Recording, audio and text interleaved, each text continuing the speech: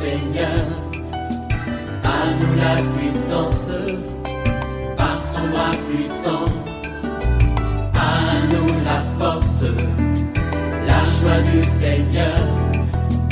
À nous la puissance, par son bras puissant. Faisons monter, monter, parfum de louange. Faisons monter, monter, notre adoration. Faisons monter, monter, parfum de louange.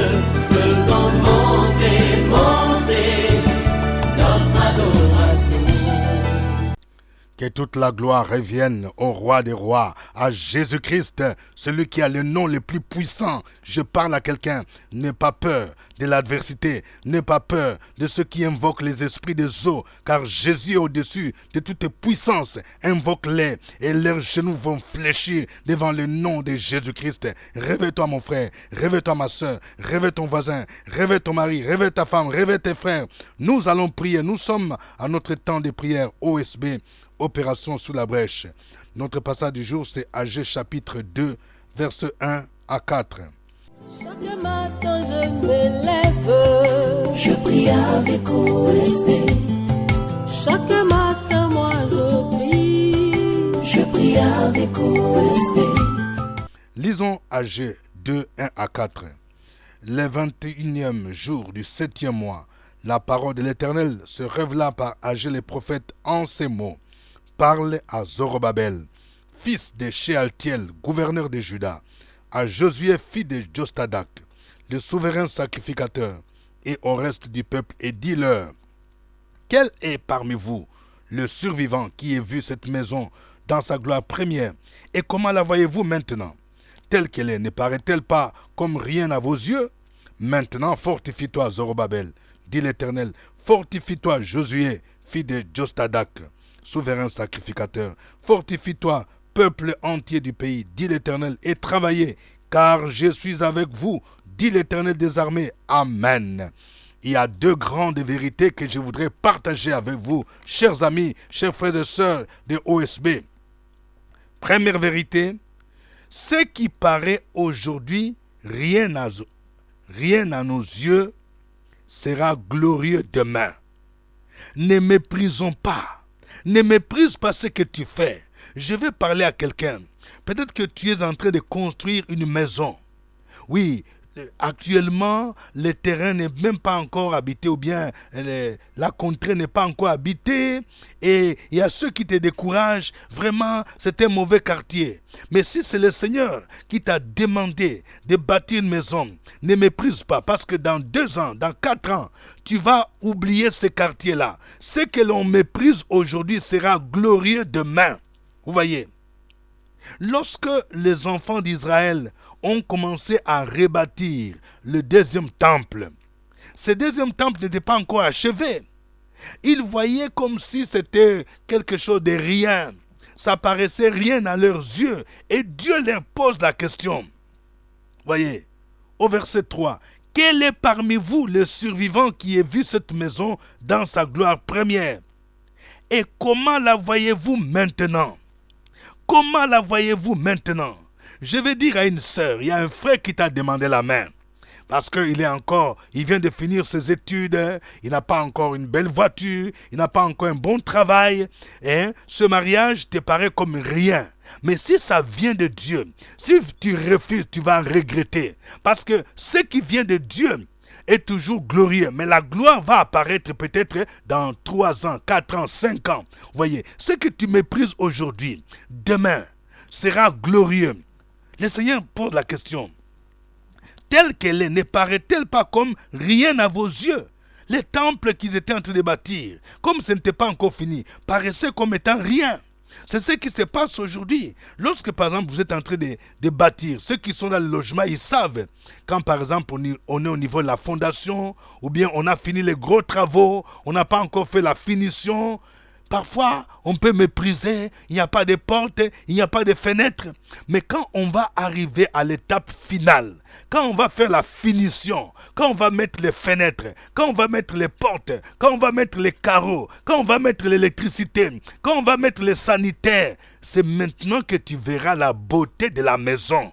Donc, ne méprise pas ce qui n'est pas encore terminé.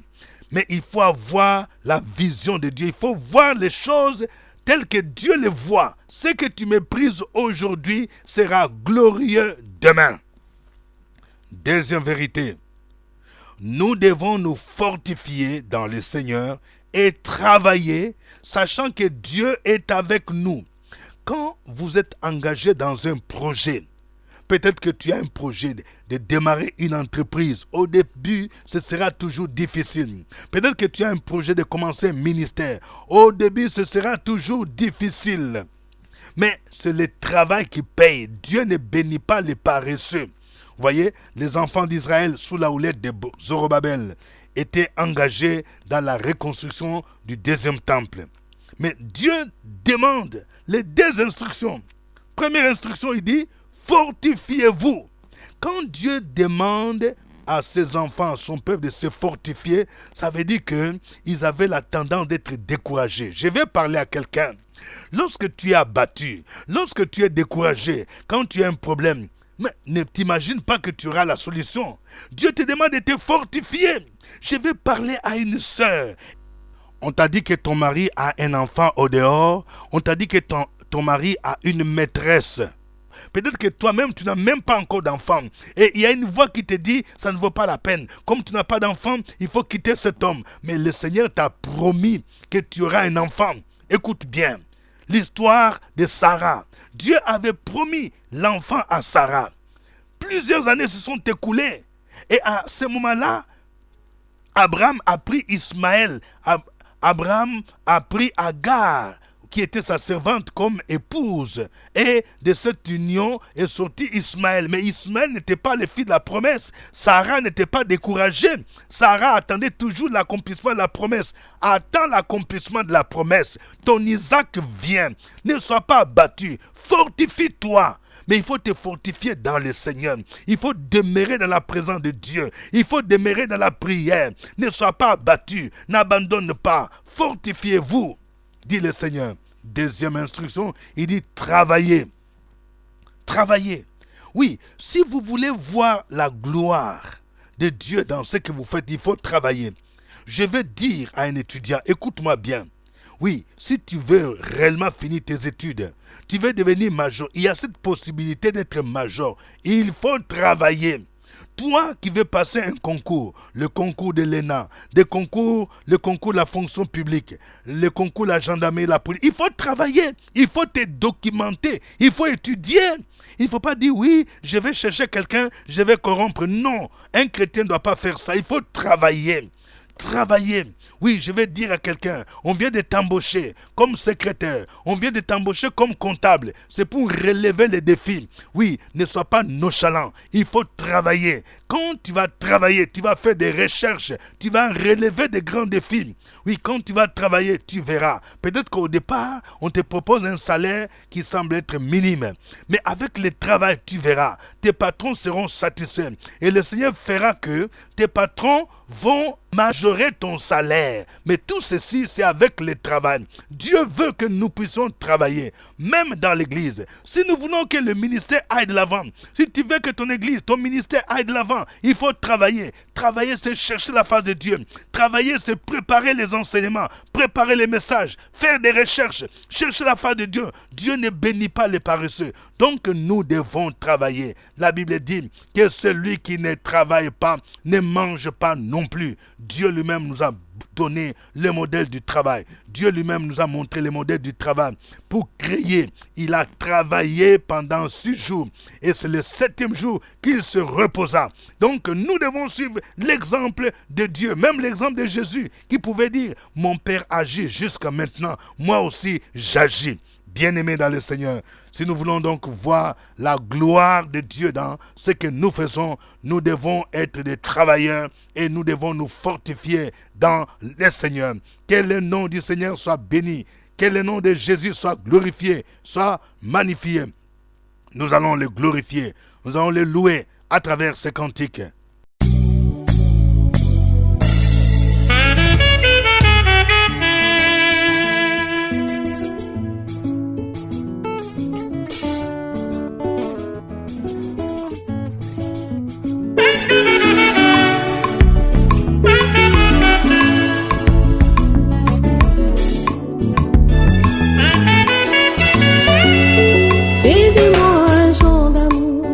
D'espérance et de foi, une sainte harmonie, un terrain pour toi. Fais de moi un chant d'amour, d'espérance et de foi, une sainte harmonie, un terrain pour toi.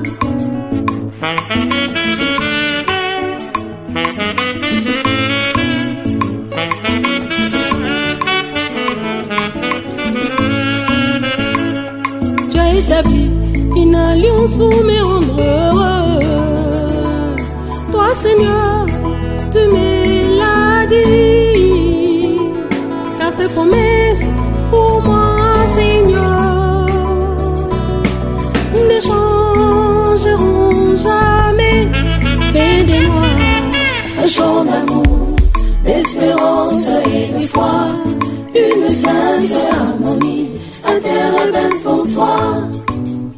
Fais de moi un chant d'amour, d'espérance et de foi, une sainte harmonie, un terrain pour toi.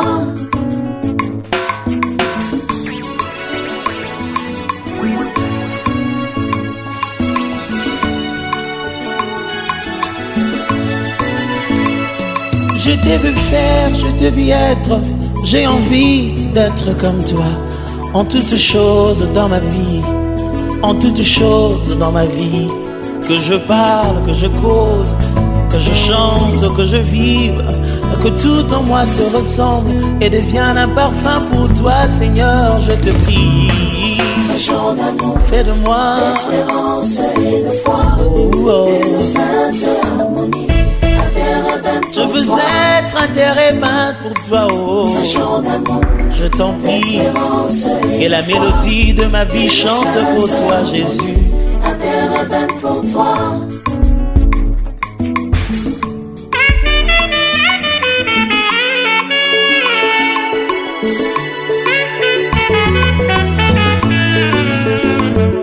Les montagnes peuvent s'éloigner,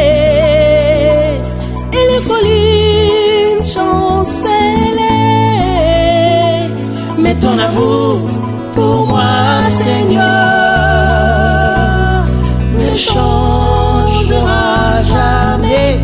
Fais de moi, je t'en prie, je veux être un chant d'amour, là où tu viens s'aimer, là où tu viens moissonner. Fais de moi un chant d'amour, je le prie du fond de mon cœur, que je devienne ton temple, ta demeure, Jésus.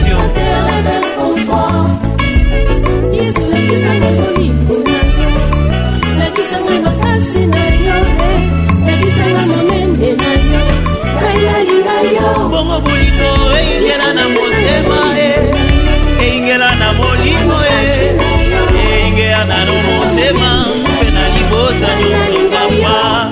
Fais de moi un chant d'espérance et de foi, une sainte harmonie, un terrain pour toi. Fais de moi un chant d'amour, d'espérance et de foi, Un chant une d'amour, sainte un chant harmonie, d'amour, un chant d'amour pour toi. Gloire au Seigneur, notre Dieu est bon, notre Dieu est merveilleux, sa bonté durera toujours et sa fidélité de génération en génération. Élevons nos voix, disons-lui merci pour ce qu'il fait pour nous. Sur la brèche, la force pour la prière. La force de la prière. Opération sur la brèche, la force pour la prière.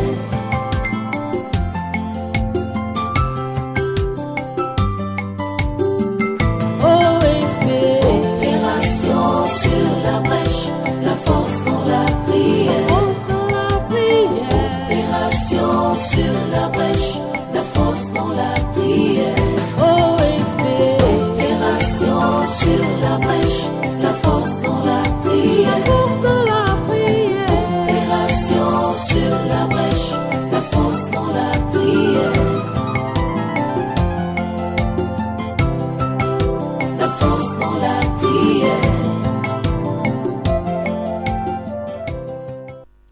Amen.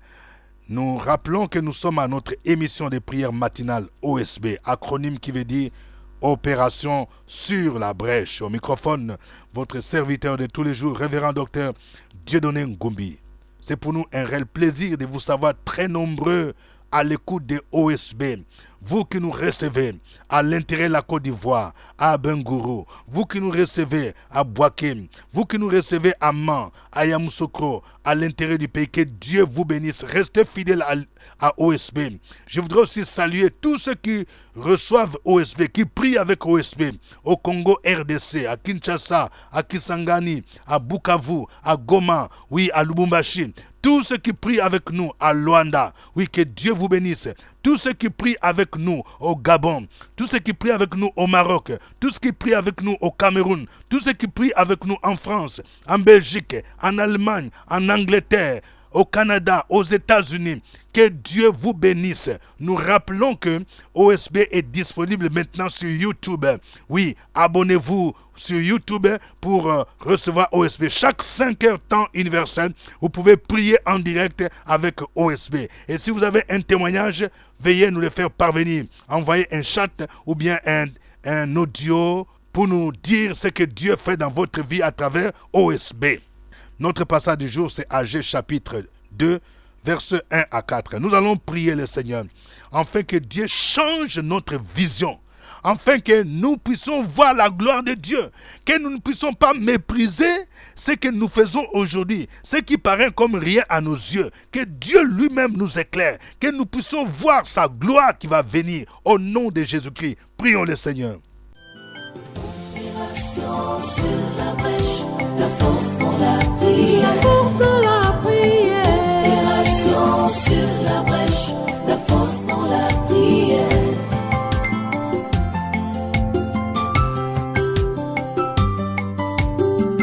OSB.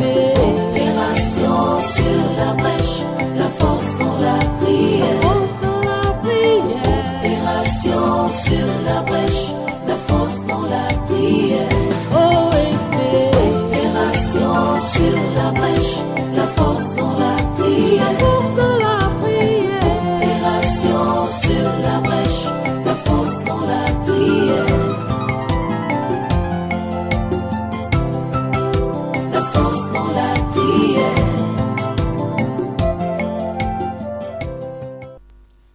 Amen.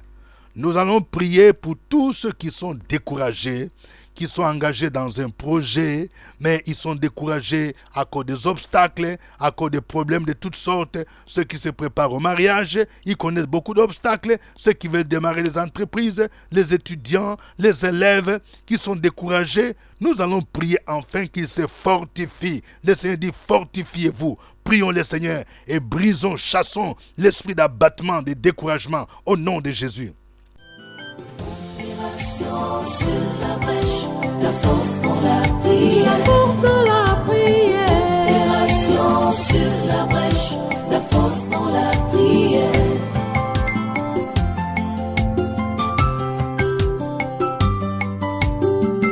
OSB.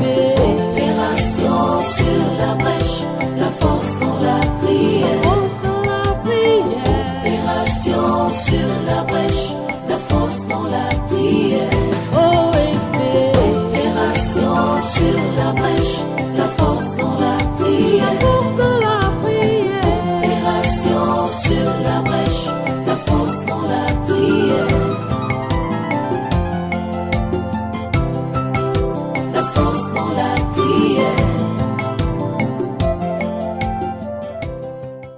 Amen. Nous allons prier pour que chacun de nous soit un travailleur dans son domaine, que nous puissions demander pardon à Dieu pour toutes sortes de paresse. Dieu n'aime pas la paresse. Priez pour que Dieu vous libère de tout esprit de paresse, afin que vous puissiez travailler de mieux en mieux, afin que vous soyez meilleurs, comme Daniel, comme Joseph, au nom de Jésus-Christ. Prions le Seigneur. Sur la brèche, la force dans la prière, la force dans la prière. Opération sur la brèche, la force dans la prière.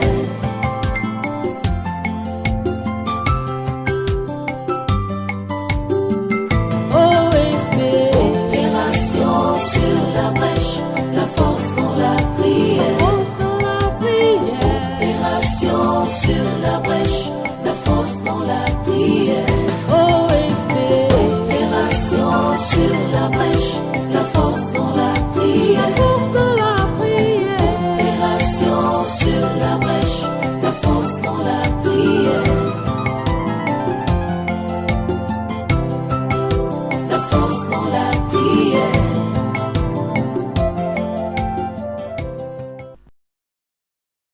Amen. Je voudrais prier pour quelqu'un en cette fin d'année.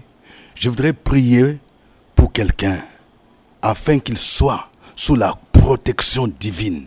Que ta vie, que la vie de ta famille, ton père, ta mère, tes enfants soient cachés dans le sang de l'agneau. Je voudrais en cette fin d'année révoquer toutes tes planifications de morts précoces, d'accidents contre ta vie, contre les membres de ta famille dans le nom de Jésus-Christ. Je voudrais prier pour quelqu'un. Tu as commencé à demander au Seigneur de se manifester dans ta vie depuis le mois de janvier et jusque là tu te dis, est-ce que le Seigneur m'a exaucé? Laisse-moi te dire que Dieu n'est pas un homme pour mentir, ni le fils de l'homme pour se repentir. Ce qu'il promet, il réalise. Ce qu'il ordonne, il exécute. Tant que tu n'as pas encore vu le 31 décembre, ne désespère pas. Je prie dans le nom de Jésus-Christ pour que tu puisses expérimenter l'accélération divine pour l'accomplissement de sa promesse au nom de Jésus de Nazareth.